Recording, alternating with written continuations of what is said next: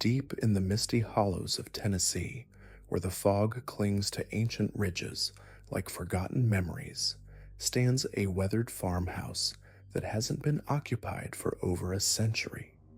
Yet every night, without fail, oil lamps flicker in its windows. Locals won't drive past after dark. The Postal Service refuses delivery. Even Google Maps seems to glitch when you search for Adams, Tennessee, redirecting you anywhere else, as if the technology itself recoils from that cursed ground. This is the epicenter of what historians call the most documented supernatural case in American history, a haunting so vicious, so relentless, that it drove a man to his grave and terrorized an entire community for 4 brutal years. The entity responsible didn't just rattle chains or slam doors. It spoke. It reasoned. It made promises and threats with a cunning intelligence that chilled witnesses to their bones. And most disturbing of all, it seemed to enjoy the suffering it caused. Welcome to the legend of the Bell Witch, Appalachia's most terrifying haunting. A story that began in 1817 with strange scratching sounds in the walls and escalated into a supernatural war that would claim lives, destroy families, and leave scars on the Tennessee landscape that remain visible to this day. But here's what makes this case truly extraordinary. Unlike most ghost stories passed down through generations of embellishment and folklore, the Bell Witch haunting was meticulously documented by dozens of credible witnesses. Judges, doctors, military officers, and even a future president of the United States all testified to experiencing phenomena that defied every law of nature they understood. These weren't superstitious mountain folk telling tall tales around a campfire. These were educated, rational people who staked their reputations on what they witnessed in that Tennessee farmhouse. The entity that tormented the Bell family displayed an intelligence and malevolence that went far beyond typical ghost stories. It could predict future events with unsettling accuracy. It knew intimate details about people it had never met. It could be in multiple places simultaneously, tormenting family members in different rooms while carrying on conversations with visitors in the parlor. Most chilling of all, it seemed to feed on the fear and anguish it created, growing stronger and more violent as its victims grew weaker. What you're about to discover isn't just another ghost story. It's a carefully researched examination of America's most well-documented supernatural case, backed by historical records, witness testimonies, and physical evidence that has never been adequately explained. We'll explore not just what happened, but why it happened, and more importantly, why the Bell Witch may not be finished with the Bell family even today. The story begins in 1817 with John Bell, a respected farmer and landowner who had built a prosperous life in the rolling hills of Robertson County, Tennessee. Bell was everything you'd expect from a successful frontier patriarch, hardworking, religious, well-regarded by his neighbors, and devoted to his wife, Lucy, and their 9 children.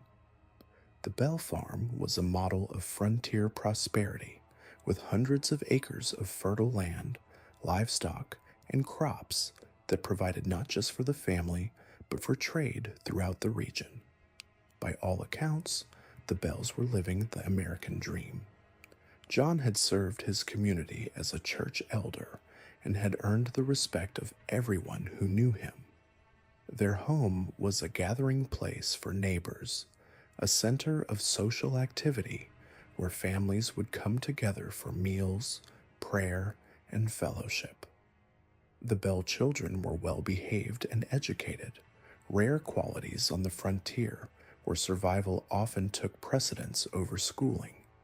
But prosperity in the Appalachian wilderness came with its own set of challenges. The mountains held secrets that civilized society wasn't prepared to confront. Local Cherokee tribes spoke of spirits that dwelled in the ancient hills, entities that predated human settlement and viewed newcomers as intruders. These weren't benevolent nature spirits, but something darker, older, and infinitely more dangerous. The Cherokee called them the Nunahai, shape-shifting beings that could appear human but possessed powers that bordered on godlike. They were said to be territorial, vengeful, and capable of holding grudges that lasted generations. More troubling, they were attracted to places where strong emotions had been spilled, battlefields, burial grounds, and locations where great injustices had occurred.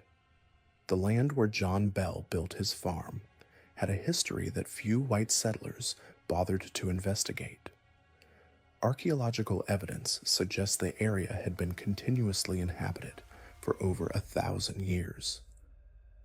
Creek and Cherokee tribes had fought bloody battles over control of the fertile valley. Spanish explorers had passed through in the 1500s, leaving behind stories of encounters with hostile supernatural forces that decimated their expeditions. But perhaps most significant was a more recent event that locals whispered about but rarely discussed openly. In 1811, a slave named Old Kate had been executed on a plantation just miles from the Bell farm. Kate had been accused of practicing witchcraft, of cursing the plantation owner's family with a series of mysterious illnesses and deaths.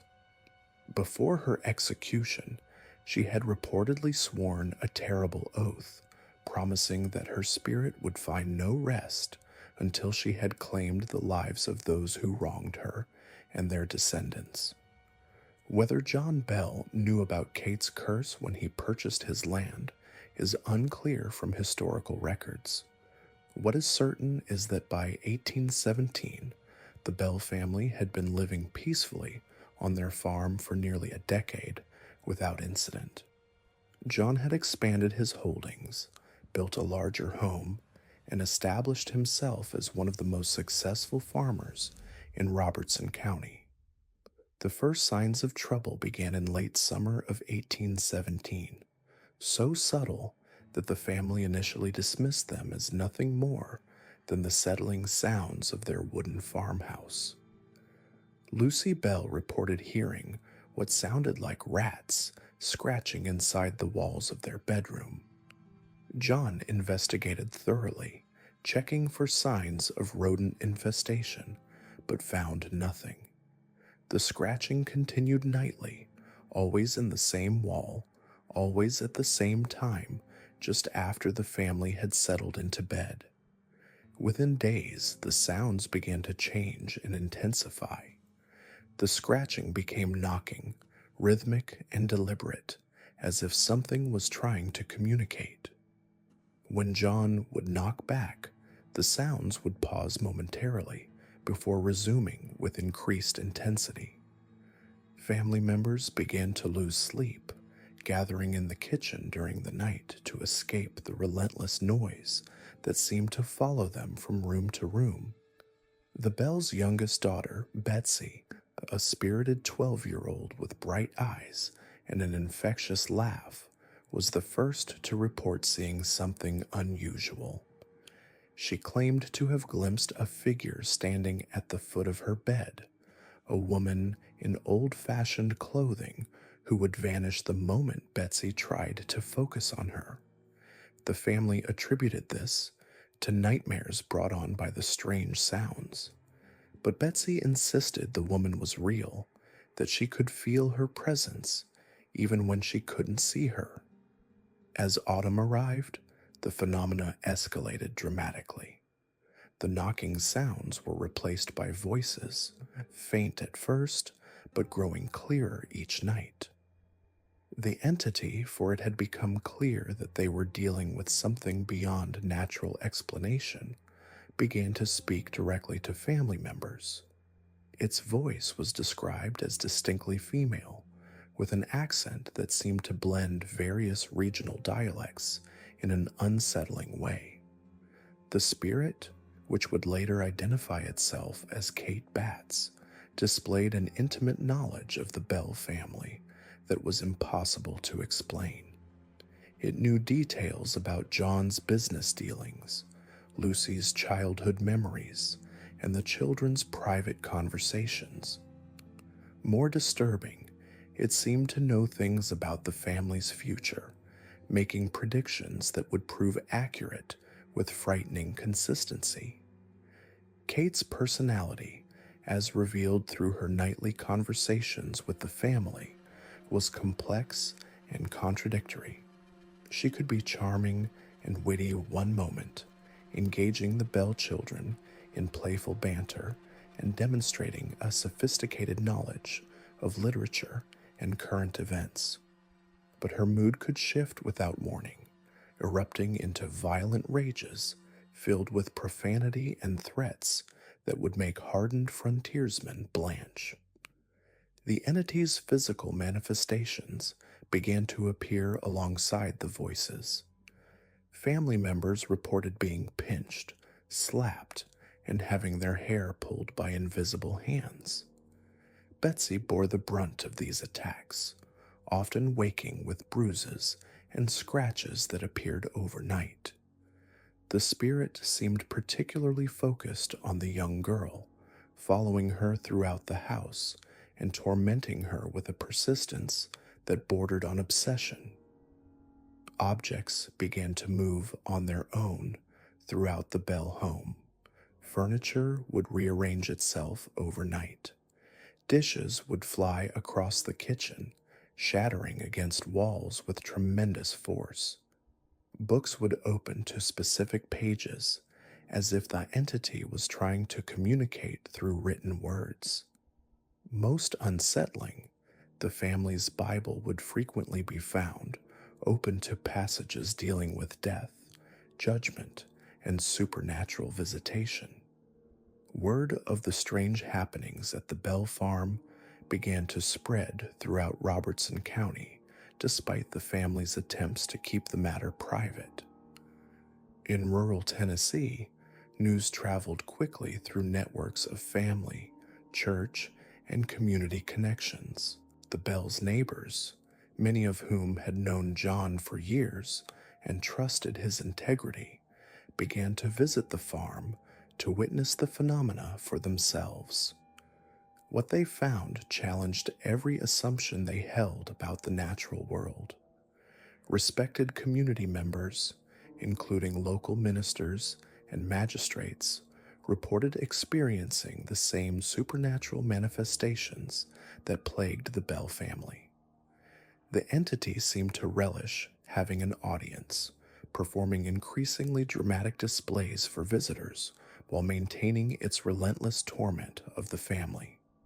Dr. George Hobson, a physician from nearby Springfield, conducted what may have been America's first scientific investigation of a paranormal case. Dr. Hobson spent several weeks at the Bell farm, documenting the phenomena and attempting to find rational explanations for what he witnessed. His detailed journal, preserved in the Tennessee State Archives, provides some of the most credible contemporary evidence of the haunting.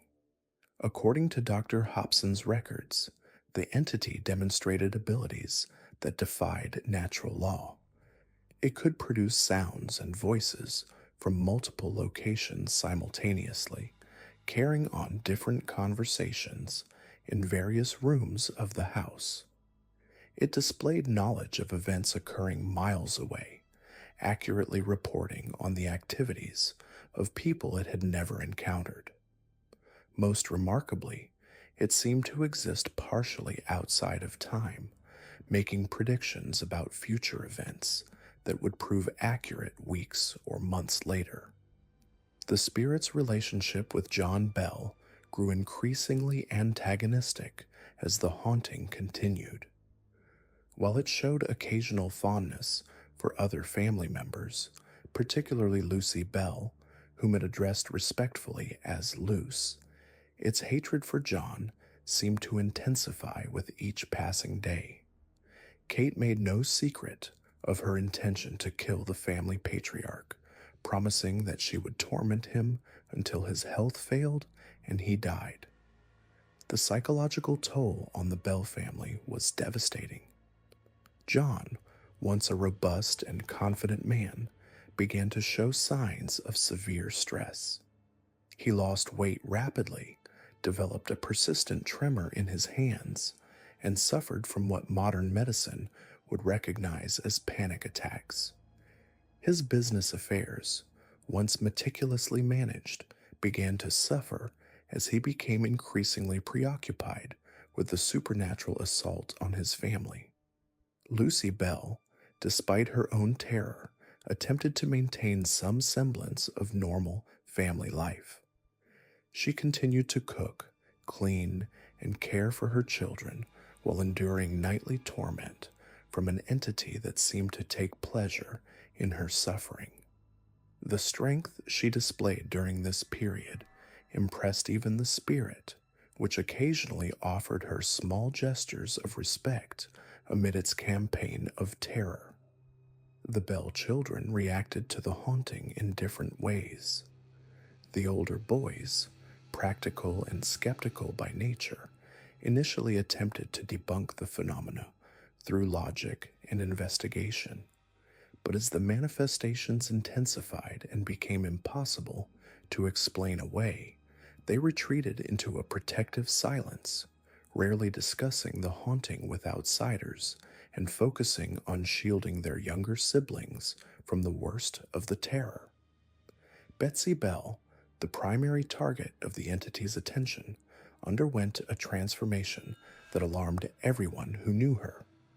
The bright, cheerful girl became withdrawn and nervous, jumping at sudden sounds and refusing to be alone in any room of the house. Dark circles appeared under her eyes from sleepless nights, and she began to exhibit behaviors that suggested she was communicating with the spirit, even when others couldn't hear it. The entity's knowledge of Betsy's most private thoughts and feelings created an intimacy that was deeply disturbing to witness.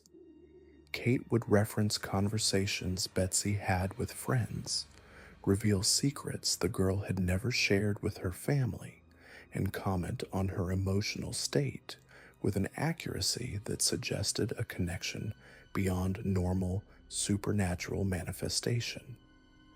As word of the Bell Witch spread beyond Robertson County, the case began to attract attention from some of the most prominent figures in Tennessee.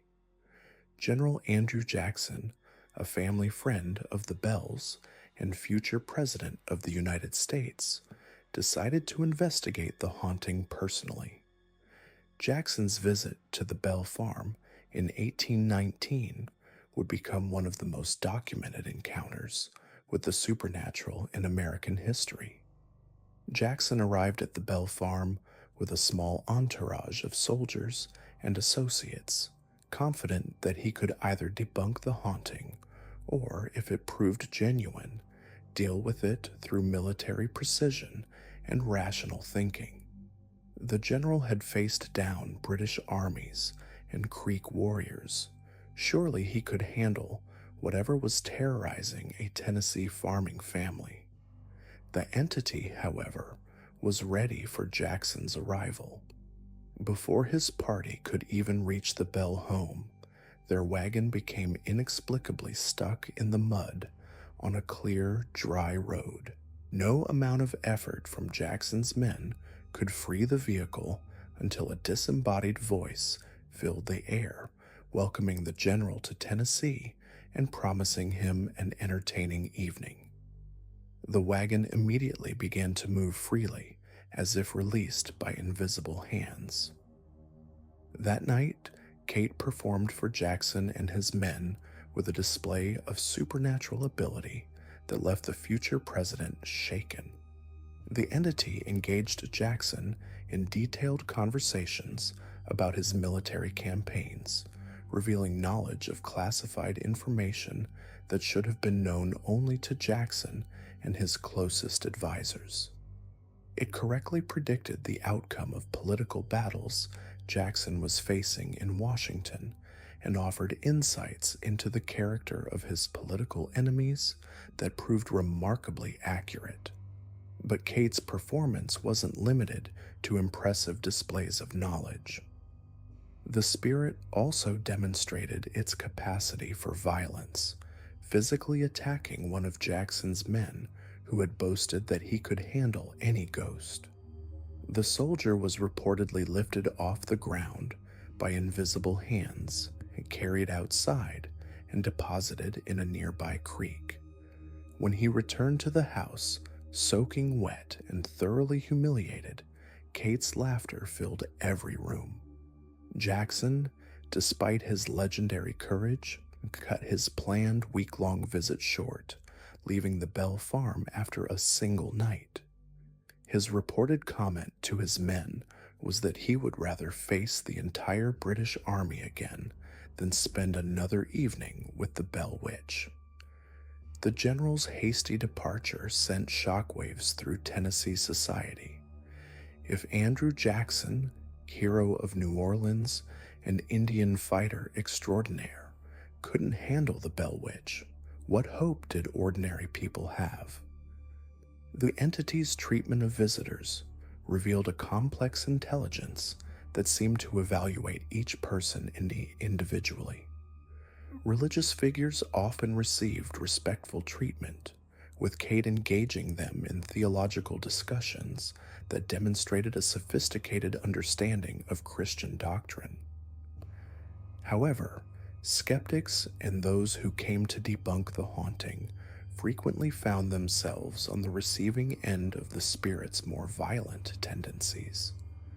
James Johnston, a neighbor who had publicly dismissed the Bell Witch as fraud, visited the farm determined to expose what he assumed was an elaborate hoax. Kate responded to his skepticism by subjecting him to a night of torment that left him a changed man.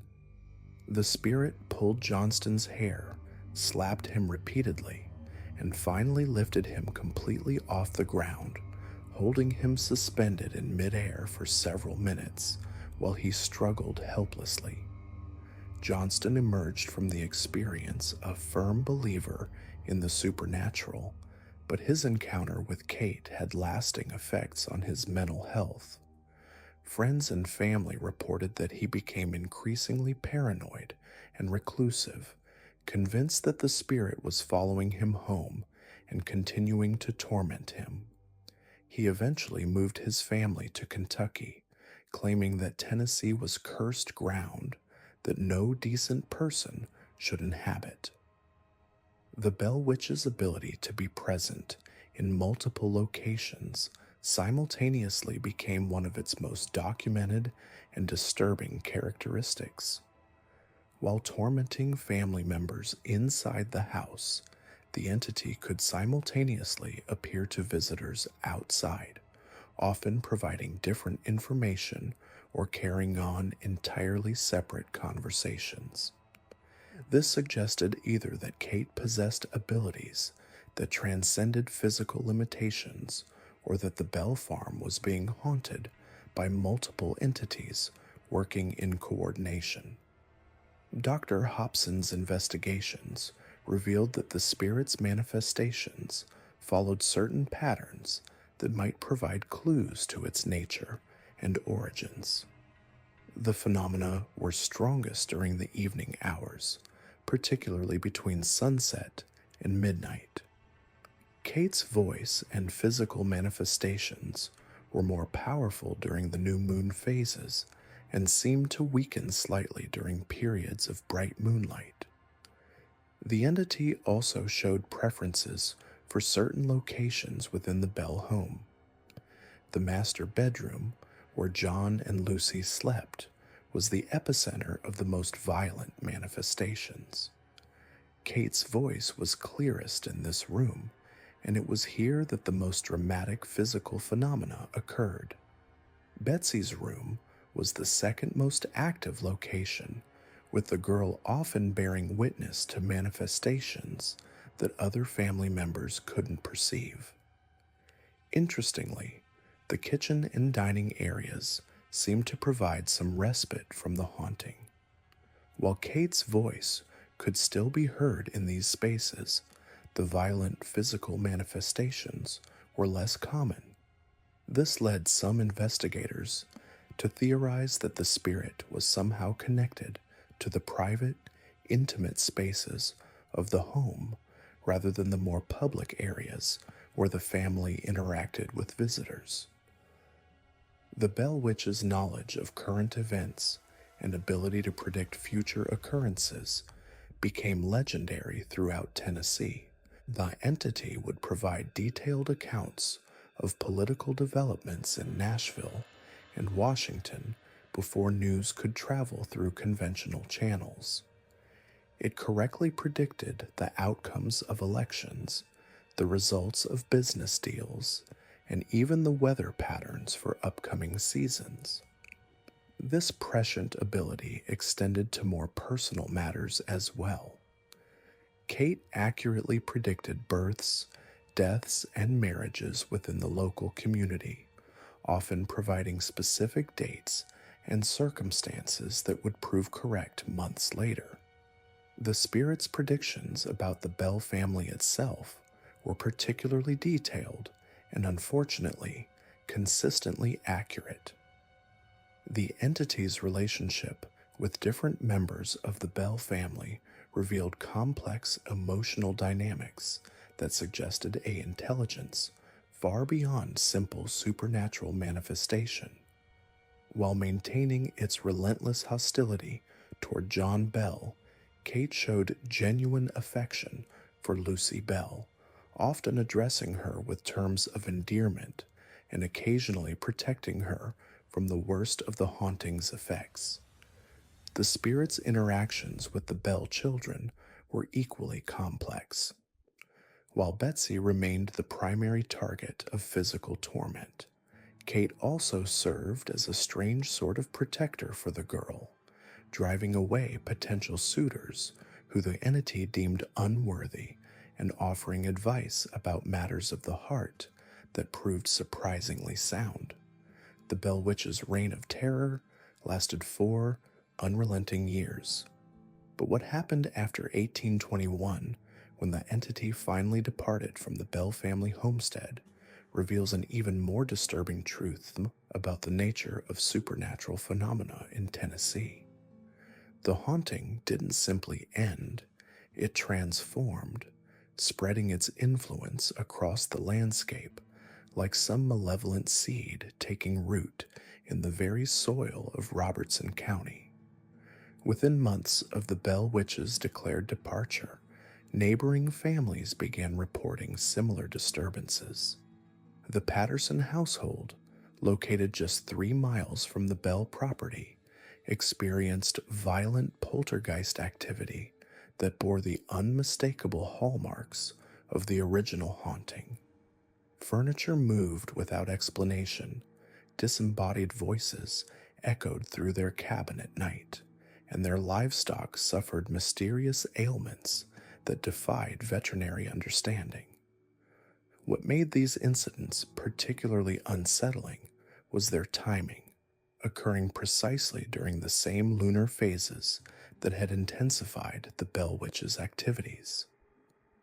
The Gunn family, longtime friends of the Bells, found themselves tormented by an entity that seemed to possess intimate knowledge of their personal histories. Just as Kate Batts had done with the Bell household, this presence could recite private conversations, predict future events, and demonstrate an uncanny awareness of family secrets. The parallels were too numerous to dismiss as coincidence, leading many to conclude that the Bell Witch had not disappeared, but had simply expanded its territory. Local physicians who had documented the original Bell Witch phenomena began receiving reports from across Middle Tennessee describing identical supernatural manifestations. Dr. George Hobson, who had personally witnessed the entity's abilities at the Bell Farm, maintained detailed records of these new cases. His journals, preserved in the Tennessee State Archives, reveal a pattern of supernatural activity that followed specific geographical lines, spreading outward from the Bell property like ripples in a pond. The most compelling evidence of the Bell Witch's continued influence came from the entity itself. In 1828, 7 years after its supposed departure, the familiar voice returned to the Bell homestead during a visit from John Bell Jr. The entity spoke with the same distinctive inflection and demonstrated the same prophetic abilities that had made it famous. It correctly predicted the outcome of the 1828 presidential election, the exact date of a local flood, and the death of a prominent Nashville politician. More significantly, it revealed that it had been actively present throughout the region during its apparent absence, observing and influencing events from an invisible vantage point. This revelation fundamentally altered the understanding of the Bell Witch phenomenon. Rather than being a localized haunting confined to a single family, it appeared to be a territorial entity with the ability to extend its influence across vast distances. The original Bell family had served as a focal point, a kind of supernatural anchor that allowed the entity to establish its presence in the physical world. Once that connection was firmly established, the Bell Witch could operate independently, manifesting wherever it chose within its expanded domain. The entity's prophetic abilities became increasingly sophisticated during this period. It began making predictions that extended far beyond local events, accurately forecasting national political developments, economic trends, and even international conflicts. A Nashville newspaper editor who had initially dismissed the Bell Witch as rural superstition found himself compelled to take notice when the entity correctly predicted the exact date of President Andrew Jackson's death 15 years before it occurred. Perhaps most disturbing were the entity's claims about its own nature and purpose. During manifestations in the 1830s, the Bell Witch began describing itself not as the spirit of Kate Batts, but as something far older and more complex. It spoke of being bound to the Tennessee landscape itself, claiming that it had existed in the region long before European settlement. The Kate Batts identity, it suggested, had been a convenient mask, a way of explaining its presence in terms that 19th century minds could comprehend. This revelation cast the original Bell family persecution in an entirely different light. Rather than being the victims of a vengeful neighbor's spirit, they had apparently been selected by an ancient entity seeking to establish a permanent foothold in the modern world.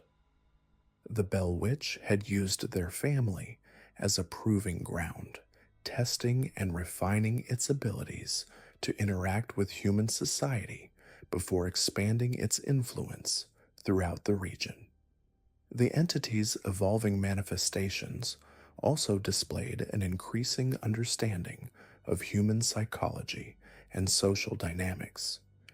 Where the original Bell Witch had relied primarily on physical phenomena and crude intimidation, the expanded presence employed more sophisticated forms of manipulation. It would appear to individuals during moments of personal crisis, offering guidance that seemed beneficial but ultimately served to increase its influence over their lives. Several prominent Tennessee families found themselves inexplicably drawn into the entity's orbit during the 1830s and 1840s. The Washingtons, who owned extensive property near the original Bell Farm, began experiencing what they described as helpful supernatural interventions. Lost livestock would be mysteriously returned, failing crops would suddenly flourish, and family members would receive warnings about impending dangers. These apparent kindnesses came with a price, however, as the families gradually found themselves dependent on the entity's guidance for major decisions. The Bell Witch's influence extended beyond individual families to affect entire communities. Towns within a 50-mile radius of the original Bell property began reporting unusual phenomena during significant events. Political rallies would be disrupted by disembodied voices offering commentary on the candidates. Church services would be interrupted by supernatural manifestations that seemed to respond to specific sermons. Market days would be marked by inexplicable incidents that influenced local commerce and trade. Local historians of the period noted that the Bell Witch's expanded presence coincided with a significant shift in regional folklore and superstition. Traditional Appalachian beliefs about spirits and hauntings began incorporating elements that were distinctly associated with the Bell Witch phenomenon. The entity seemed to be actively reshaping the supernatural landscape of Middle Tennessee, establishing itself as a dominant force in the region's spiritual ecosystem. The most unsettling aspect of this transformation was the entity's apparent ability to influence human behavior on a mass scale. Communities that had previously coexisted peacefully began experiencing unusual conflicts and divisions. Long-standing friendships dissolved over seemingly trivial disagreements. Family feuds erupted without clear cause. Political tensions escalated beyond what regional issues could justify. In each case, witnesses reported hearing familiar voices, offering inflammatory commentary, or revealing damaging secrets at precisely the moments when conflicts reached their peak. By the 1840s, the Bell Witch had evolved from a localized haunting into something resembling a regional institution. Its predictions were sought by politicians, its guidance was valued by merchants, and its approval was considered essential for any major undertaking in Middle Tennessee. The entity had successfully integrated itself into the social and economic fabric of the region, becoming as much a part of the landscape as the Cumberland River or the rolling hills themselves. This institutionalization of the supernatural presence raised profound questions about the nature of reality itself. If an entity could successfully establish itself as a permanent feature of human society, what did that mean for traditional understanding of the boundaries between the natural and supernatural worlds? The Bell Witch had demonstrated that such boundaries might be far more permeable than previously imagined, and that sufficiently powerful entities could cross them not just temporarily, but permanently. The entity's influence during this period also revealed disturbing implications about free will and human agency. Families and communities that had fallen under the Bell Witch's sway found themselves making decisions that served the entity's interests rather than their own. These choices were not made under obvious compulsion, but seemed to emerge naturally from the circumstances and information available to them. The Bell Witch had learned to manipulate human behavior, not through force, but through the subtle arrangement of conditions and the strategic revelation of knowledge. As the 1840s progressed, the entity's manifestations became increasingly sophisticated and subtle, rather than the dramatic physical phenomena that had characterized the original Bell family haunting. The expanded Bell Witch operated through whispered suggestions, convenient coincidences, and the strategic appearance of helpful information. This evolution suggested that the entity was not merely adapting to human society, but was actively learning from it, becoming more effective at achieving its goals through human agents rather than supernatural displays. The Bell Witch's transformation from a localized haunting to a regional presence established a template for supernatural influence that would echo through Tennessee history for generations to come.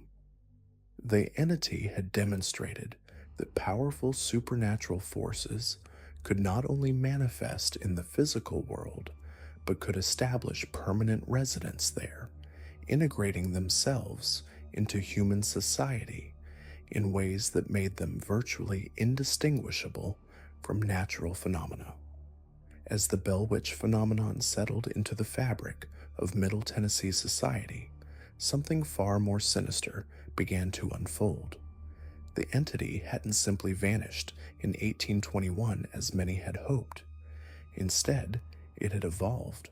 What started as a localized haunting targeting one family had transformed into something unprecedented in American supernatural history, a distributed malevolent intelligence that began weaving itself into the very foundations of regional power structures. These weren't random hauntings. They followed patterns that suggested deliberate selection. The entity seemed drawn to families with political ambitions, substantial land holdings, or positions of community leadership. More disturbing still, those affected rarely spoke of their experiences as persecution. Instead, they described partnerships. Judge Samuel Morrison of Clarksville documented one of the earliest verified cases in his private journal, discovered only after his death in 1856. Morrison had been a skeptic who'd publicly dismissed the Bell Witch accounts as frontier superstition. That changed in the winter of 1834 when the entity made contact with his family. Unlike the violent manifestations at the Bell farm, Morrison's experience began subtly. His wife reported conversations with an invisible presence that offered advice on household matters. Their children spoke of a helpful voice that guided them through difficult lessons. The assistance proved remarkably effective. Morrison's legal practice flourished as he seemed to possess uncanny insight into opposing counsel's strategies. His political career advanced with surprising ease as he consistently anticipated his rivals' moves. His investments prospered even during regional economic downturns. The family attributed their success to hard work and divine providence, but Morrison's journal reveals a different truth. In exchange for occasional services, it would provide the Morrison family with advantages their neighbors could never match. These services were never explicitly detailed in Morrison's writings, but references to midnight obligations and necessary sacrifices appear throughout his later entries. Most chilling was his final notation.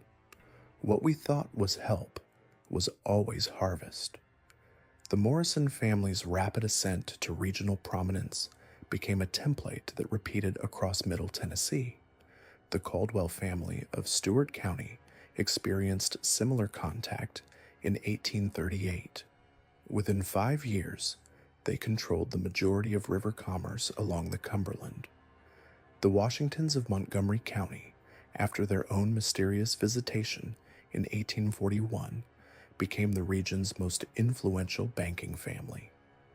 Each success story followed identical patterns: initial contact, gradual integration of supernatural assistance, rapid advancement, and eventual total dependence on the entity's guidance. What made these arrangements particularly insidious was their voluntary nature.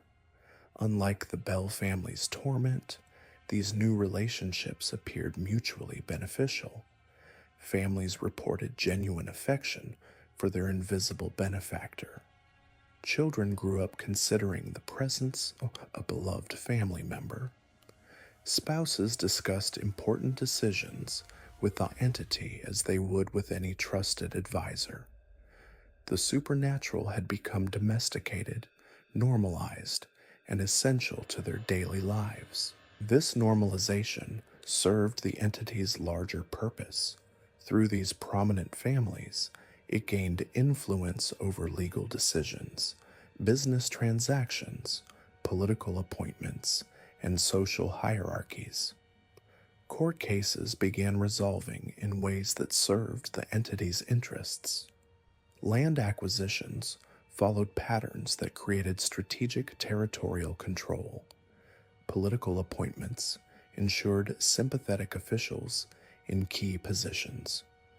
What appeared to be random success stories were actually coordinated moves in a campaign of infiltration. The entity's growing sophistication became apparent in how it managed these relationships. Rather than controlling its human partners directly, it cultivated their dependence through carefully calibrated assistance and withdrawal. Families that pleased the entity experienced continued prosperity. Those that disappointed it faced sudden reversals of fortune that appeared entirely natural. Crop failures, business partnerships dissolving, political scandals, mysterious illnesses, these misfortunes struck with surgical precision against anyone who questioned their supernatural benefactor. Dr. William Henderson, a physician who treated several affected families, noted disturbing patterns in his medical records. Children born into families with ongoing supernatural relationships displayed unusual characteristics. They possessed exceptional intelligence, but struggled with emotional regulation.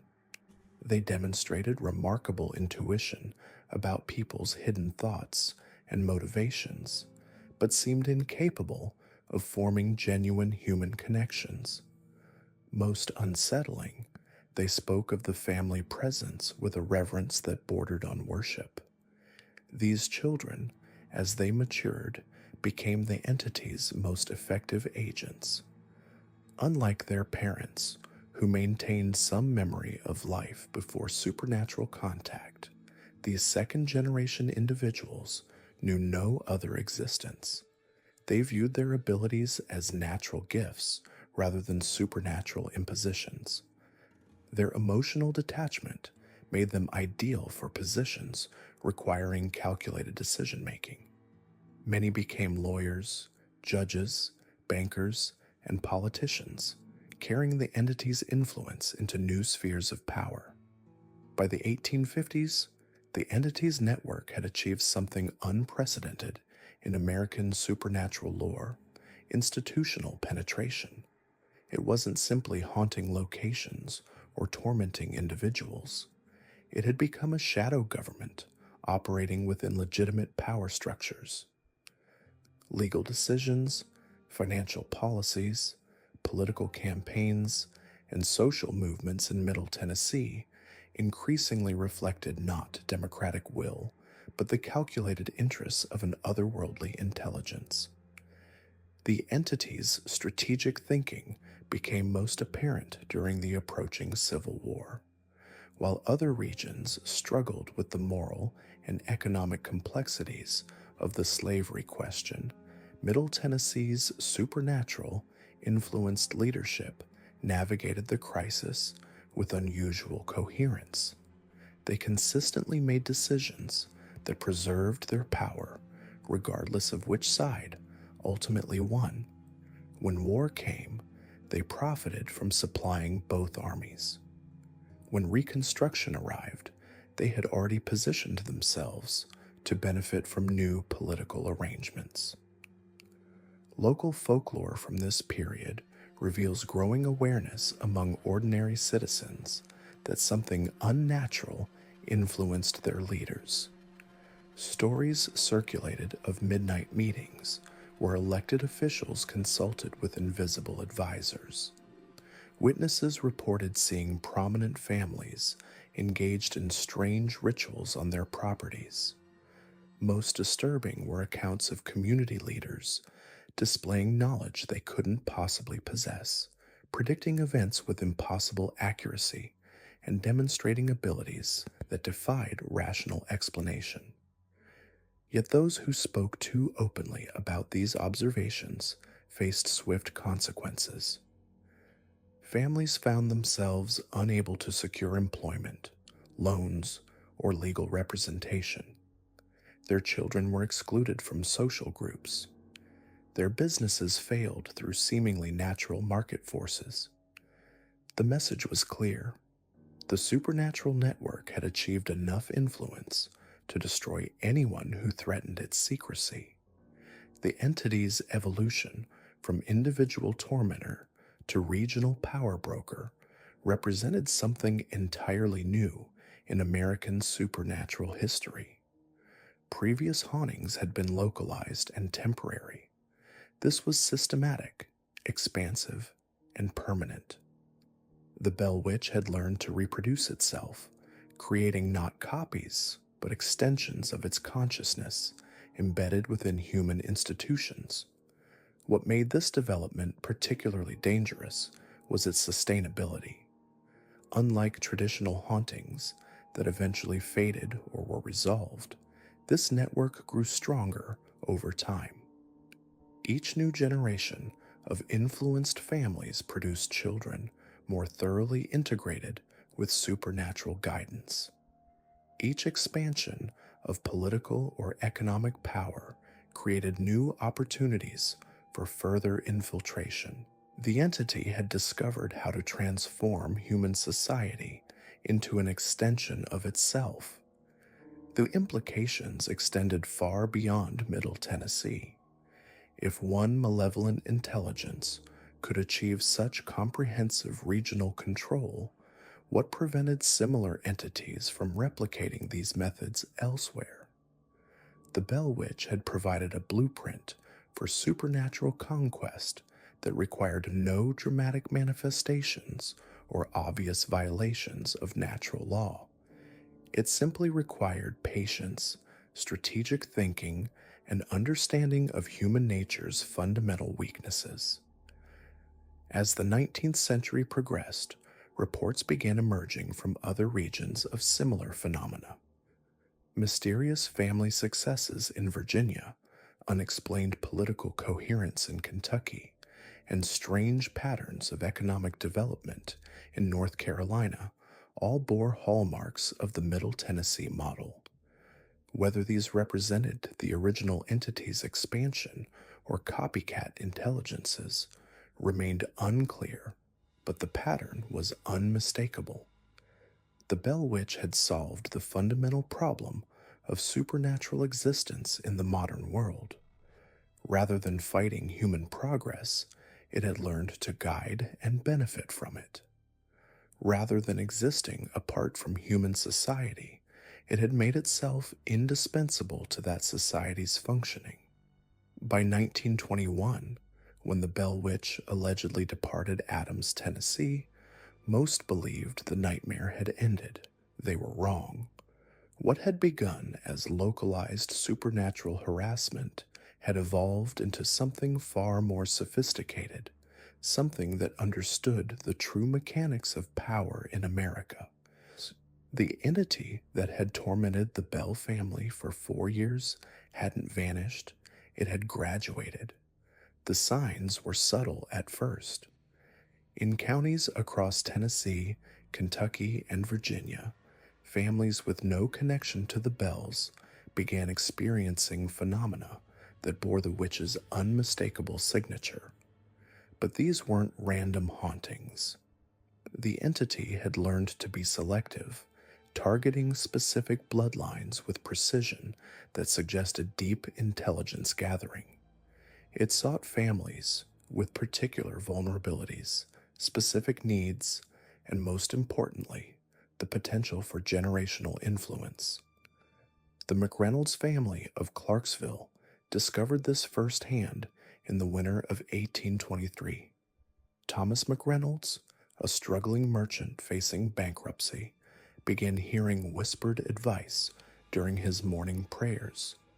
The voice, which identified itself only as a concerned friend, provided detailed information about upcoming market fluctuations, shipping delays, and competitor weaknesses. Within 18 months, McReynolds had cornered the regional tobacco trade and built the largest commercial operation in 3 counties. The price became apparent only gradually. McReynolds' children displayed an unsettling knowledge of adult conversations they couldn't have overheard. They predicted deaths, accidents, and financial disasters with disturbing accuracy. More troubling was their behavior during family gatherings, when they would occasionally speak in unison, reciting information about neighbors' private affairs in voices that didn't sound entirely their own. By 1850, the McReynolds descendants had spread across 4 states, each generation carrying what family members quietly called the gift. They dominated shipping routes, controlled key political appointments, and seemed to anticipate economic shifts before they occurred. When the Civil War erupted, McReynolds family members held strategic positions on both sides of the conflict, ensuring their prosperity regardless of outcome. The pattern repeated with mathematical precision across Appalachia. The Carruthers family of eastern Kentucky discovered coal deposits in areas that had been surveyed multiple times by competitors who found nothing. The Whitmore clan in Virginia developed an uncanny ability to predict weather patterns, making them indispensable to farming communities while building a network of grateful dependents. The Ashford family in North Carolina seemed to produce an unusually high number of successful politicians, judges, and law enforcement officials. Each family carried similar markers: children who knew things they shouldn't know, elders who received guidance through dreams and whispered voices, a prosperity that defied economic downturns and natural disasters, and always, the sense that their success came with invisible obligations to something that preferred to remain unnamed. What made these families particularly dangerous was their integration into legitimate power structures. Unlike the notorious feuding clans who controlled territory through violence, these Bell-Witch bloodlines operated through influence, information, and institutional authority. They didn't need to fight wars when they could predict their outcomes. They didn't need to break laws when they helped write them. The entity's most brilliant innovation was creating interdependency between these families while maintaining the illusion of their independence. A Carruthers coal mine would suffer mysterious equipment failures until they purchased replacement parts exclusively from a McReynolds subsidiary. Whitmore weather predictions would prove unreliable for everyone except Ashford political campaigns. The families were bound together by supernatural supply chains that ensured their continued cooperation while disguising the orchestrating intelligence behind their coordination. By the 1880s, this network had grown sophisticated enough to influence state and federal politics. The unexplained electoral victory of Tennessee Governor James Porter in 1881 became more comprehensible when researchers later discovered that Porter's campaign manager was a Whitmore, his largest financial backer was a McReynolds, and his wife was born in Ashford. Similar patterns appeared in congressional races, judicial appointments, and key bureaucratic positions throughout the region. The entity had learned that true power wasn't supernatural spectacle, but institutional control. Why terrorize one family when you could guide dozens? Why haunt a single house when you could influence entire counties? The Bell Witch had evolved from poltergeist to puppet master, trading dramatic manifestations for systematic influence. The transformation became most apparent during major historical crises. During the financial panic of 1893, when banks across the South collapsed, institutions with ties to Bell Witch families not only survived, but expanded their operations. When the Spanish-American War created demand for specific resources, these families happened to control exactly the right mines, farms, and transportation networks. Their success appeared to be exceptional business acumen, but the patterns were too consistent, too precisely timed to be mere coincidence. More disturbing were the reports from those who attempted to investigate these families. Journalists found their sources suddenly unwilling to speak. Government investigators discovered that crucial documents had been mysteriously misfiled or destroyed. Academic researchers reported feeling an overwhelming compulsion to abandon their studies and focus on other topics. The entity had developed sophisticated methods for protecting its network from scrutiny. The few investigators who persisted faced more direct consequences. In 1897, a federal marshal named Robert Hayes began documenting unusual financial flows between Bell Witch families and their political connections. His investigation notes describe strange dreams where he felt compelled to walk into the Tennessee wilderness. Hayes disappeared during what his colleagues assumed was a routine patrol. His body was never found, but his abandoned horse was discovered with his investigation files missing and a single note pinned to the saddle. Some questions answer back. By the turn of the century, the Bell Witch network had grown beyond its Appalachian origins. Family members had relocated to major cities, carrying their supernatural advantages into urban environments where their abilities proved even more valuable. A Carruthers descendant in Chicago seemed to anticipate stock market fluctuations with uncanny precision. A McReynolds branch in New York dominated shipping contracts by somehow knowing which vessels would face delays or accidents. An Ashford family member in Washington held a minor but strategically crucial position in the Treasury Department, where he had access to financial information before it became public.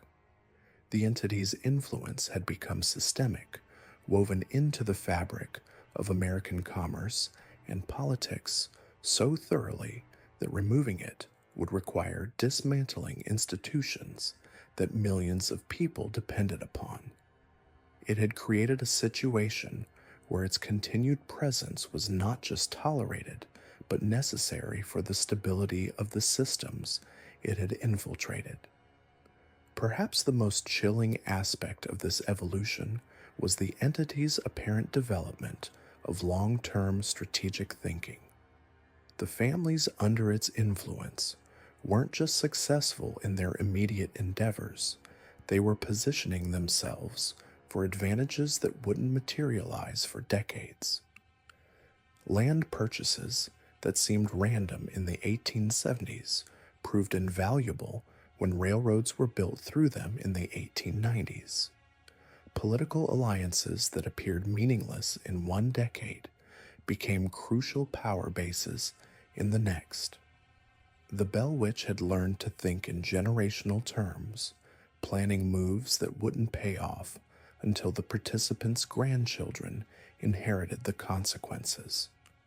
It had developed patience that transcended human lifespans while maintaining the ability to adapt its strategies as circumstances changed. Local folklore began reflecting this new reality in subtle ways. Stories of the original Bell Witch haunting became mixed with tales of helpful spirits who assisted certain families with business decisions. Songs and legends emerged about bloodlines blessed with unusual luck, though listeners noted that such luck always seemed to come with unspecified obligations. Children in affected communities learned rhymes about families who made deals with shadows, though the rhymes' origins were impossible to trace.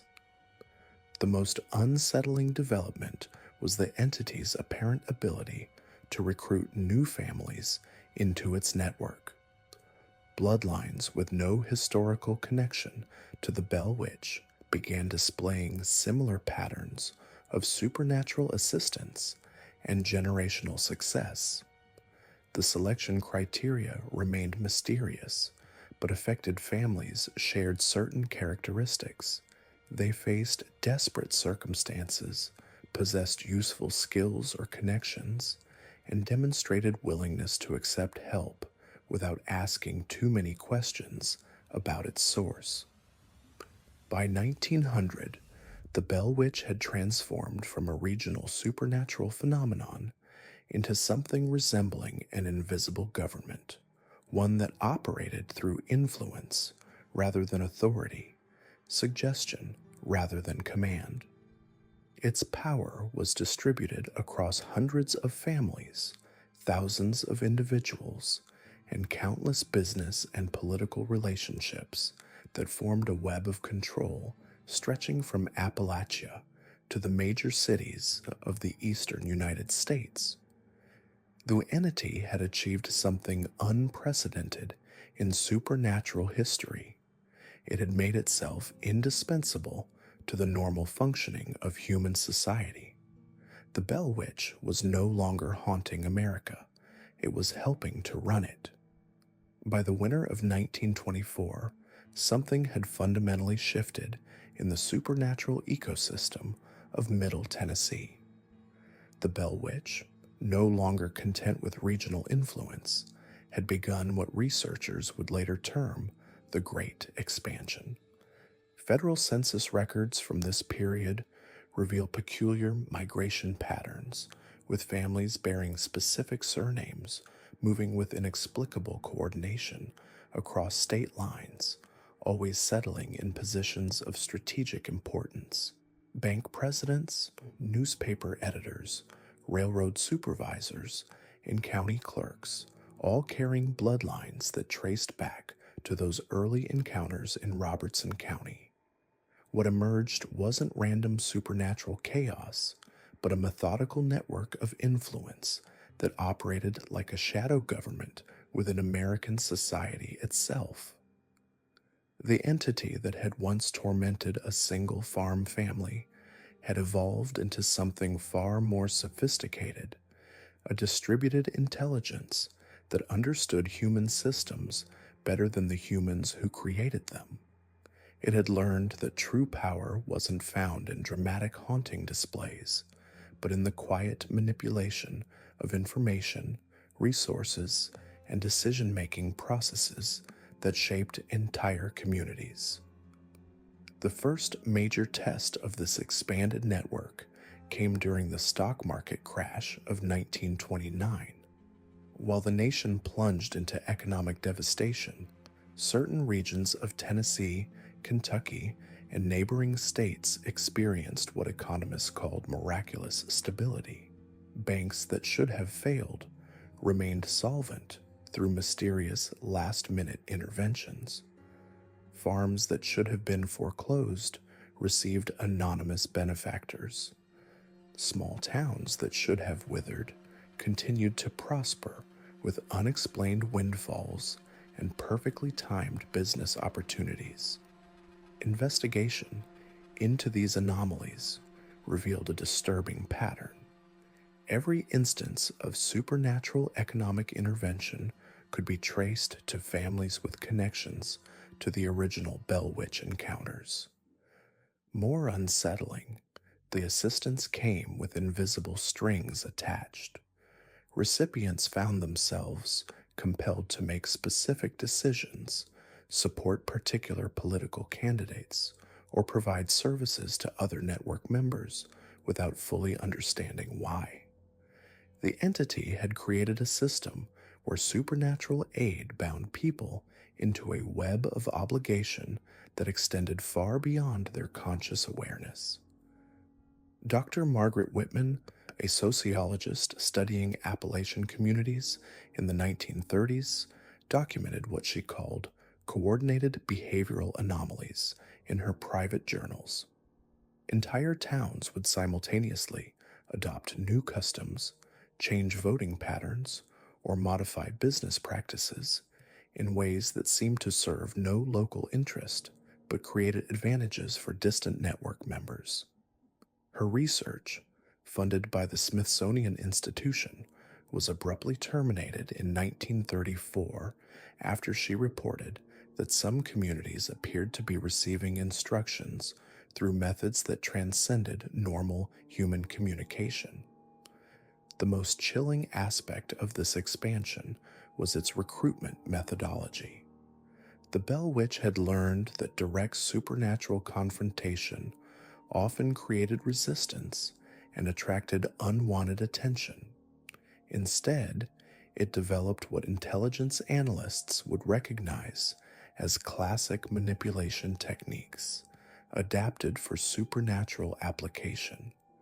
Potential assets were identified during moments of vulnerability, financial crisis, family tragedy, or personal desperation. The entity would provide exactly the assistance needed, always through seemingly natural channels, creating a sense of miraculous fortune rather than supernatural intervention. Recipients rarely understood they had entered into a supernatural contract. The assistance felt like answered prayers, remarkable coincidences, or well-deserved good fortune. Only gradually would they realize they were experiencing compulsions to make decisions that served interests beyond their own. By then, the supernatural influence had become so integrated into their daily lives that resistance seemed impossible. The entity had learned to make itself indispensable, creating dependencies that were simultaneously practical and psychological. Regional newspapers from the 1930s and 1940s, when analyzed collectively, reveal the scope of this network's influence. Editorial positions across dozens of publications would shift in coordinated ways, promoting policies that seemed unrelated but consistently benefited network interests. Political candidates with no apparent qualifications would receive endorsements from multiple papers simultaneously. Business ventures would receive favorable coverage that directly translated to financial success, creating a feedback loop of supernatural influence and material power. The network's political influence became particularly evident during World War II. Military contracts were awarded to companies in network-controlled regions with suspicious frequency. Critical war materials flowed through transportation networks managed by network affiliates. Intelligence, gathered by network members in sensitive positions, was shared through channels that bypassed official military communication. The Bell Witch had essentially embedded itself within America's war effort, using national crisis as an opportunity to deepen its integration into the country's power structures. Federal investigators, following patterns of unusual coordination and inexplicable decision-making, began what they termed Operation Backwater in 1943. The classified investigation sought to understand how certain regional networks seemed to operate with intelligence and coordination that exceeded normal human capabilities. Field agents reported encountering communities where residents demonstrated uncanny knowledge of distant events, where business decisions were made based on information that shouldn't have been available, and where local leaders seemed to be following directives from sources they couldn't or wouldn't identify. The investigation's most disturbing findings involved the network's approach to information control.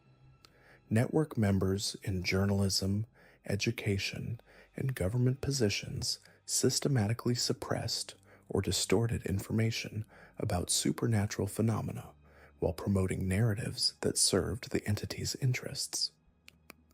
Academic research into regional paranormal activity was defunded or discredited. Newspaper reports of unusual occurrences were edited or buried.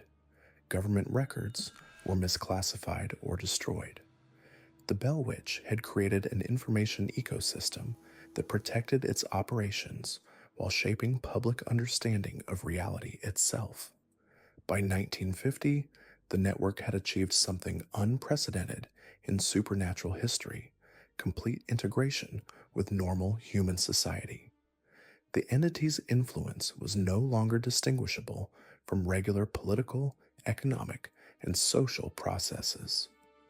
Network members occupied positions at every level of American society, from small-town mayors to federal bureaucrats, from local business owners to corporate executives. The supernatural had become institutional, operating through established systems rather than against them. The Cold War provided new opportunities for expansion. The entity's network proved remarkably effective at intelligence gathering and covert operations, leading to unofficial cooperation with various government agencies.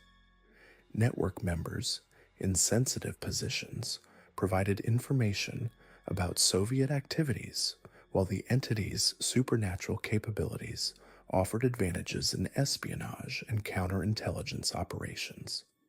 The Bell Witch had become a strategic asset for American national security, cementing its position within the country's most secret institutions. Modern telecommunications and transportation systems accelerated the network's growth exponentially. What had once required months of careful coordination could now be accomplished in hours.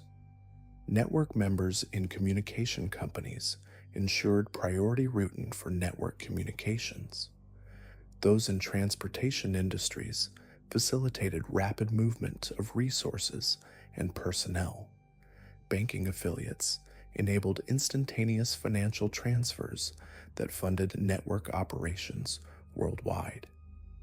The supernatural had embraced technology, using human innovations to amplify its ancient capabilities.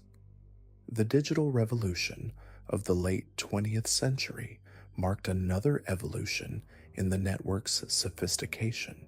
Early computer systems designed and implemented by network members included hidden protocols that facilitated a supernatural communication. Internet infrastructure was constructed with backdoors that enabled monitoring and manipulation of digital information flow. Social media platforms incorporated algorithms that subtly influenced user behavior in ways that served network interests. The Bell Witch had learned to inhabit digital spaces as effectively as physical ones. Contemporary analysis of the network's current operations reveals an entity that has transcended its original regional boundaries and supernatural limitations.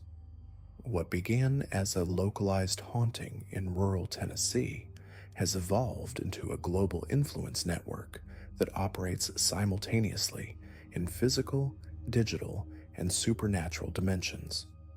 Government agencies, corporations, academic institutions, and media organizations worldwide now include network members whose supernatural obligations shape their professional activities in ways that serve an agenda spanning centuries.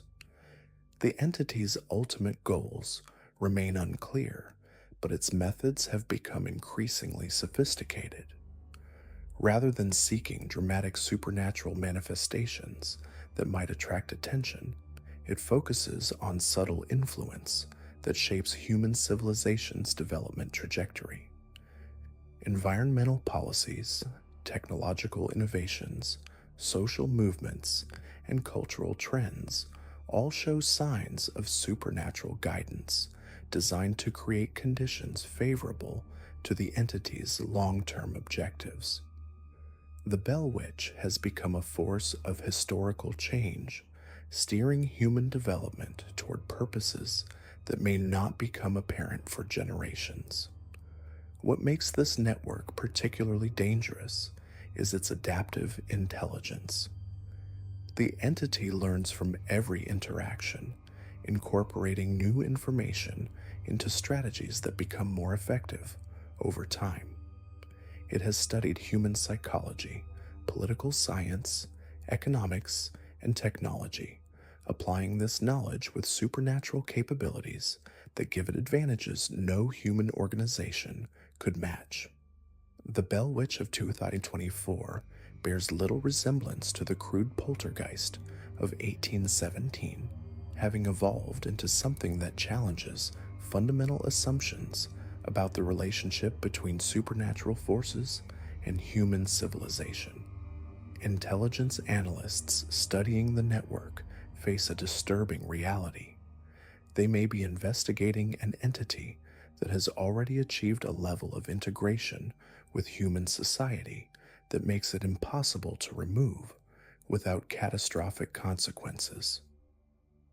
The supernatural has become infrastructure woven so deeply into the systems that sustain modern civilization that any attempt to extract it might cause societal collapse. The Bell Witch has achieved the ultimate supernatural victory, making itself indispensable to the very civilization it once terrorized. The implications extend far beyond paranormal research.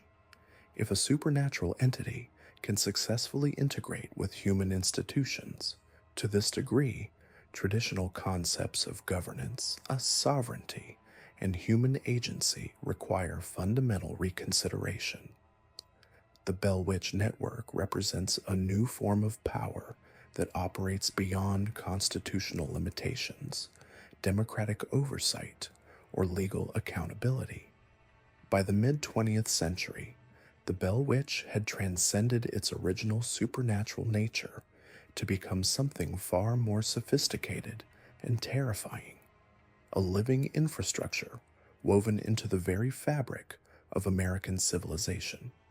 What began as a localized haunting in 1817 Tennessee had evolved into an omnipresent force that didn't just influence society, it had become society's invisible architect, shaping everything from presidential elections to stock market fluctuations with the precision of a master craftsman. The entity's most remarkable achievement wasn't its supernatural abilities, but its transformation into what intelligence analysts would later classify as a hybrid intelligence network. By 1950, the Bell Witch operated through thousands of willing human collaborators who had no idea they were serving something beyond their comprehension. These weren't victims or the possessed. They were partners in a symbiotic relationship so seamless that distinguishing between human decision-making and supernatural influence became impossible. The mechanism was elegant in its simplicity. The entity had learned to embed itself within the decision-making processes of key individuals across every sector of American life. A banking executive would wake with sudden clarity about which loans to approve, never questioning why certain applications seemed to glow with obvious potential while others felt inexplicably wrong. A newspaper editor would find himself compelled to bury certain stories on page 6 while promoting others to front page headlines, always with seemingly logical justifications that satisfied his conscience completely. Politicians discovered they possessed an uncanny ability to sense which way public opinion would shift months before it happened. Military strategists found themselves making tactical decisions that seemed inspired, as if they could see patterns in global conflicts that eluded their colleagues. Scientists experienced breakthrough moments in their research, sudden insights that advanced their fields in directions that served larger purposes they couldn't perceive. The beauty of this system lay in its voluntary nature. The Bell Witch never forced anyone to do anything they fundamentally opposed. Instead, it had become masterful at identifying individuals whose natural inclinations aligned with its broader objectives, then amplifying those tendencies through what felt like enhanced intuition or exceptional luck. An ambitious prosecutor, already inclined toward political corruption, would find opportunities presenting themselves with unusual frequency. A corporate executive with flexible ethics would discover that his most questionable decisions consistently yielded spectacular results. This approach created a feedback loop of success and dependency. Those who benefited from the entity's influence naturally sought to maintain their positions of power, making decisions that perpetuated the very system that elevated them. They became unwitting guardians of an infrastructure they couldn't see, defending it with genuine conviction because their own prosperity depended on its continued operation. The entity's infiltration of America's educational system proved particularly masterful. By the 1960s, curriculum decisions across the country were being shaped by administrators who felt compelled to emphasize certain subjects while de-emphasizing others. History textbooks began omitting specific events while highlighting others, creating generational gaps in collective memory. Scientific research funding flowed toward projects that advanced technologies the entity required for its expanding operations, while other potentially disruptive fields found themselves consistently underfunded. Media manipulation reached unprecedented sophistication. The Bell Witch didn't need to control journalists. It simply ensured that the most influential ones were individuals whose natural biases aligned with its objectives. Stories that might expose its operations never gained traction, not because they were suppressed, but because editors and producers genuinely found them uninteresting or implausible. Meanwhile, narratives that reinforced the social conditions it required for continued operation were consistently promoted by media professionals who believed they were exercising independent editorial judgment. The entity's integration into America's technological infrastructure proved prophetic. As the country entered the computer age, the Bell Witch demonstrated a remarkable ability to adapt to new forms of information processing and communication. Early computer systems experienced unusual reliability improvements when used for purposes that aligned with the entity's objectives, while projects that might threaten its influence suffered from inexplicable technical failures. Corporate boardrooms became venues for decisions that served purposes beyond profit maximization, though the executives making these choices remained convinced they were pursuing sound business strategies. Merger and acquisition activities began following patterns that consolidated power in ways that enhanced the entity's ability to coordinate complex operations across multiple industries simultaneously. The Bell Witch's influence on American foreign policy became increasingly apparent to those few analysts who possessed sufficient clearance to see the broader patterns.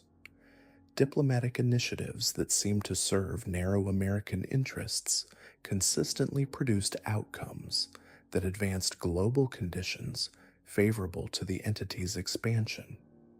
Trade agreements contained provisions that facilitated international operations in ways that negotiators didn't fully understand but felt compelled to include. Military deployments followed strategic logic that extended far beyond conventional geopolitical thinking. Bases were established in locations that seemed tactically questionable but proved perfect for purposes that wouldn't become apparent for decades. Weapons development programs pursued technologies that served dual purposes, with their secondary applications remaining classified at levels that prevented even senior officials from grasping their true significance. The entity's most sophisticated achievement was its infiltration of America's intelligence community. By the 1970s, operations were being conducted by agencies whose personnel believed they were serving national security interests while actually facilitating the Bell Witch's global expansion. Classification systems were structured to prevent any single individual from perceiving the entity's true scope, with information compartmentalized in ways that made comprehensive understanding impossible even for those with the highest clearances. Surveillance technologies were developed and deployed in patterns that served the entity's need for comprehensive information gathering while maintaining the appearance of legitimate national security operations. Data collection programs gathered intelligence that was analyzed by systems designed to identify individuals whose psychology made them suitable for recruitment into the entity's expanding network of collaborators. The Bell Witch's integration into America's economic system reached levels that made it indistinguishable from the normal functioning of capitalism itself. Stock market movements began following patterns that reflected the entity's strategic objectives rather than traditional market forces, though economists developed sophisticated theories to explain these anomalies in conventional terms.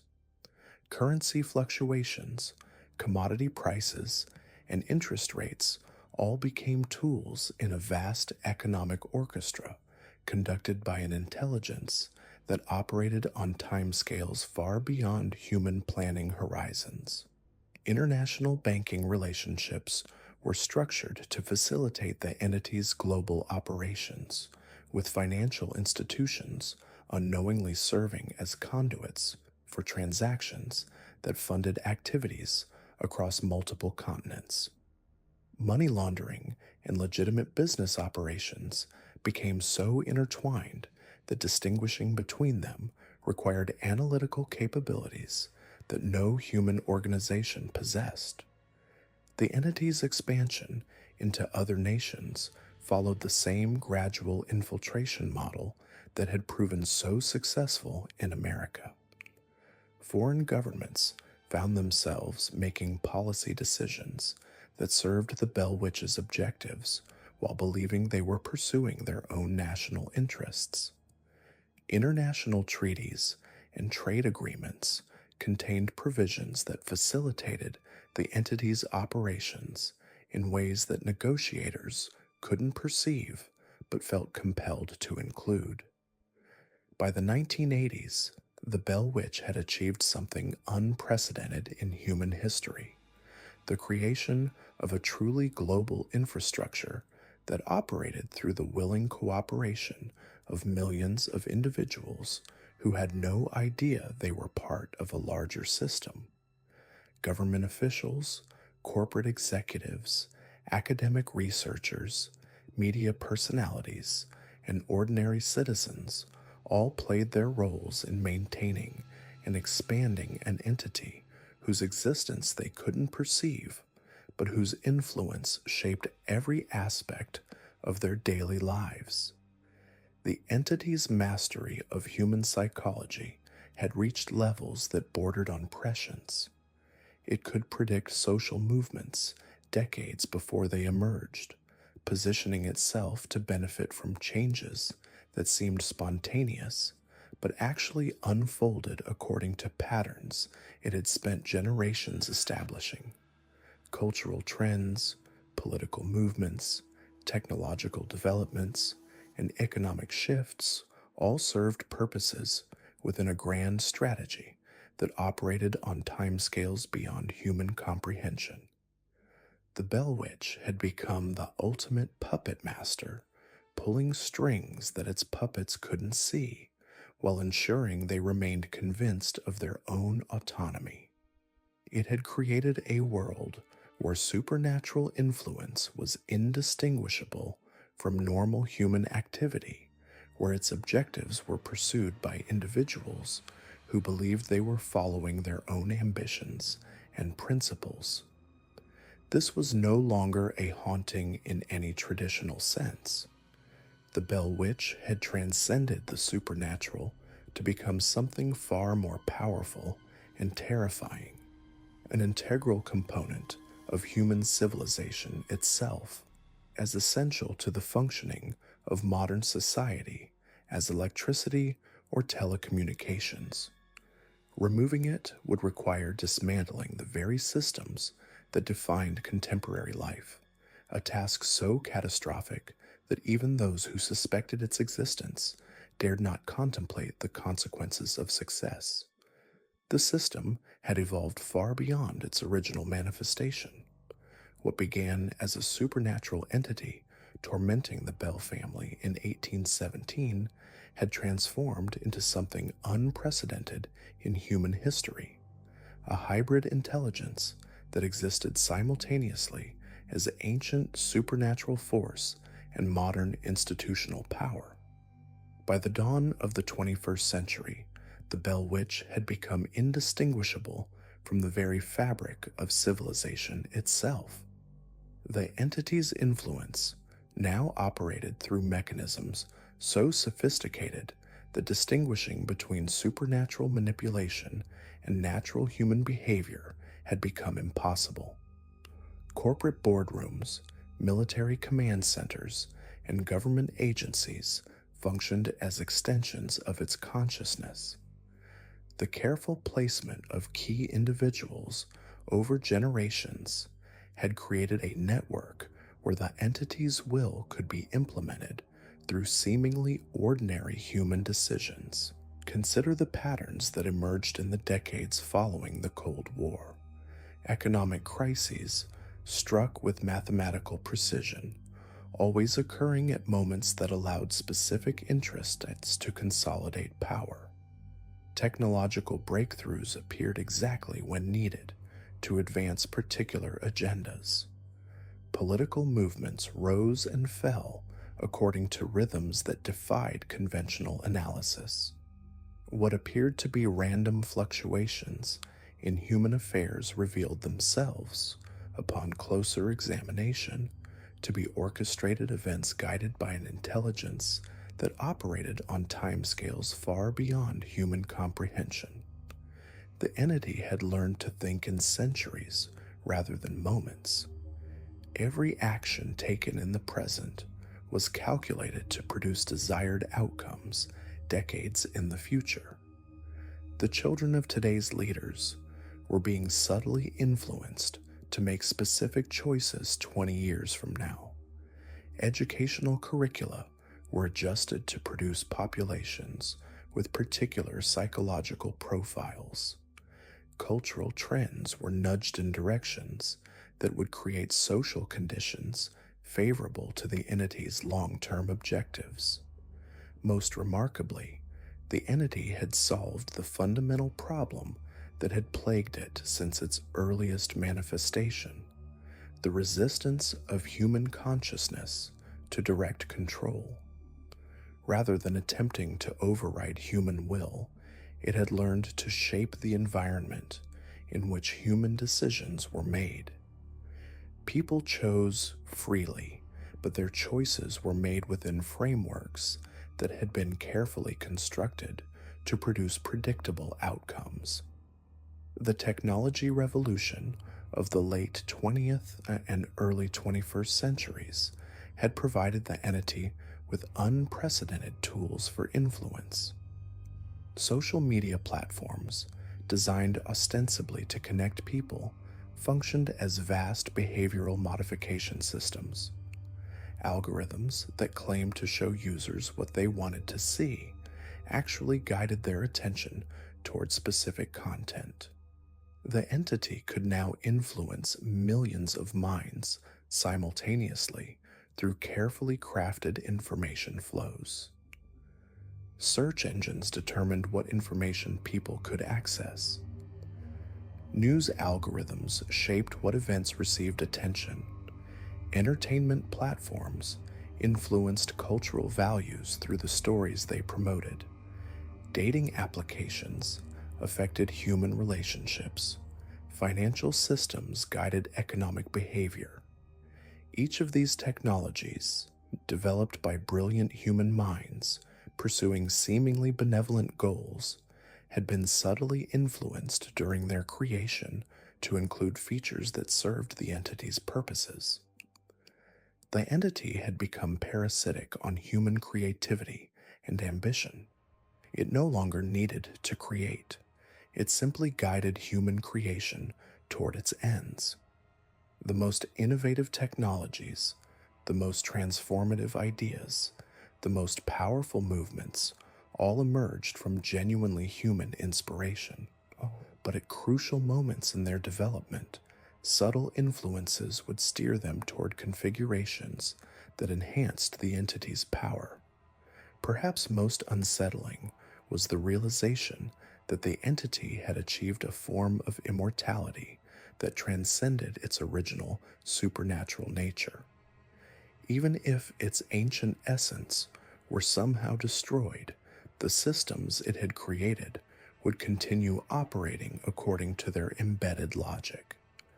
The network of influenced individuals would continue making decisions based on thought patterns that had become habitual. The technological infrastructure would continue shaping human behavior according to its programming.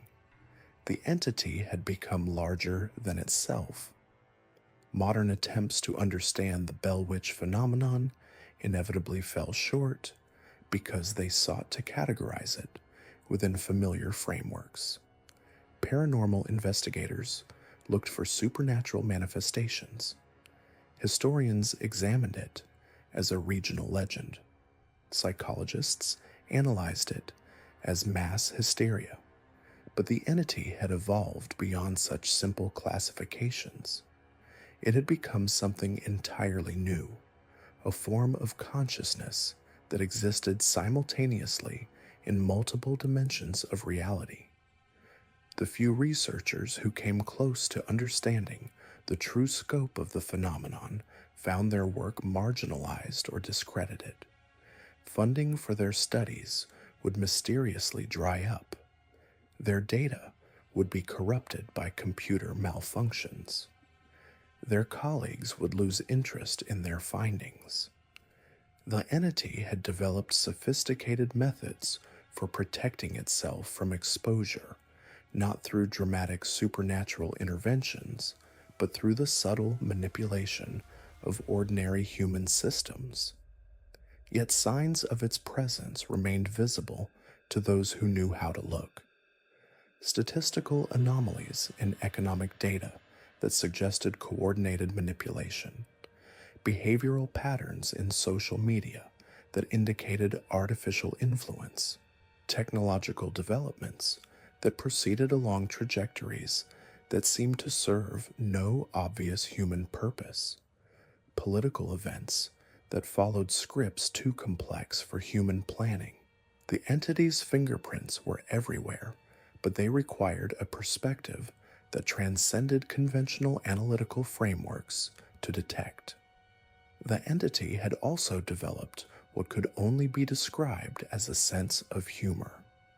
It seemed to take pleasure in hiding its influence in plain sight. The very technologies that could potentially expose its operations were the ones it controlled most completely. The people most capable of understanding its methods were the ones most thoroughly integrated into its network. The institutions that claimed to protect human freedom were the ones through which it exercised its most sophisticated control. In its current form, the Bell Witch represented something unprecedented in human experience, a form of power that had transcended the traditional boundaries between natural and supernatural, human and inhuman, individual and collective consciousness. It had become a new kind of entity entirely, one that existed in the spaces between conventional categories of understanding. The question was no longer whether the Bell Witch was real, but whether anything else was. In a world where human thoughts were shaped by algorithms, where social movements were guided by artificial intelligence, where economic systems operated according to mathematical models that few understood, the distinction between natural human behavior and supernatural manipulation had become meaningless. The entity had achieved the ultimate victory. It had made itself indispensable. Human civilization had become so dependent on the systems it controlled that removing its influence would cause societal collapse. The very technologies that had improved human life had also created the infrastructure through which the entity exercised its power. Humanity had willingly constructed the mechanisms of its own subtle enslavement. And perhaps that was the most terrifying realization of all. The Bell Witch had not conquered humanity through force or deception. It had simply offered to help, and humanity had eagerly accepted. Every convenience, every innovation, every solution to human problems had come with hidden costs that were only now becoming apparent. The entity had transformed from humanity's tormentor into its indispensable partner, and that partnership had become so complete that it could never be dissolved.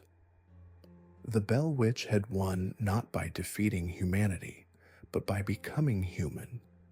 It had evolved beyond its original nature into something that was simultaneously ancient supernatural force and modern technological system, individual consciousness and collective intelligence, foreign invader and integral component of human civilization. It had become, in the most literal sense, the ghost in the machine, not just of individual devices, but of the entire complex system that constituted modern human society. In the end, the Bell Witch had achieved something that no supernatural entity in human history had ever accomplished. It had made itself real in every sense that mattered. It existed not just as legend or belief, but as an active force shaping the daily lives of billions of people. It had transcended the boundaries between myth and reality by becoming the reality that myths could only dream of representing. The haunting of the Bell family had been merely the beginning. The true haunting was of human civilization itself, and it was still ongoing. The Bell Witch had not disappeared. It had simply become invisible by becoming everything.